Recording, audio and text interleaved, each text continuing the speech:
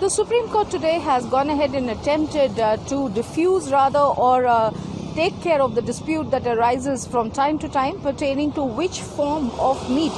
is ideal for human consumption, whether it is the halal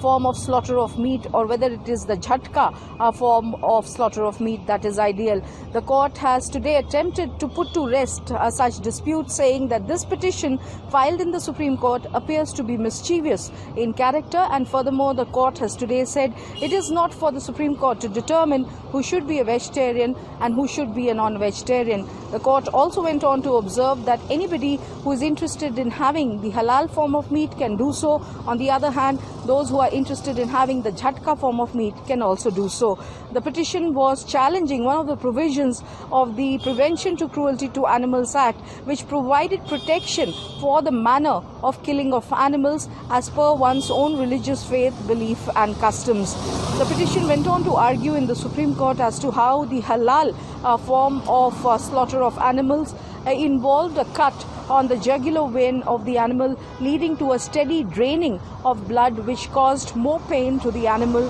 On the other hand, the jhatka form of slaughter involved a single cut by the butcher's knife which led to instantaneous death, thereby lessening the pain of the animal. The court was of the opinion that this falls within the realm of individual choice, and importantly the court's observation assumes a lot of import because oftentimes in the past we have seen such dispute arise pertaining to the manner of slaughter of these two forms of meat. So today the Supreme Court has attempted to resolve this dispute, and it has brushed aside these arguments that have been presented in this PIL by this organization, where the Supreme Court is of the opinion that it is a person's individual choice. The Supreme Court cannot interfere clearly with the eating habits of the people. And on the other hand, the Supreme Court understood that the motive of this petition does not seem quite bona fide, and therefore the top court of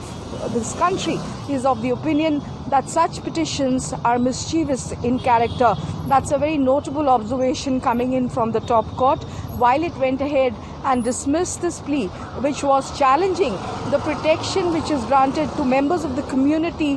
for the manner of slaughter of animals as per their own religious practices, faith, customs and belief. Clearly, the top court of the country is of the opinion that this is an issue at this juncture which is not befitting of Supreme Court's intervention. With this, the court is also of the opinion that eating habits of individuals are a matter of individual choice and they cannot be adjudicated upon by the courts of this country.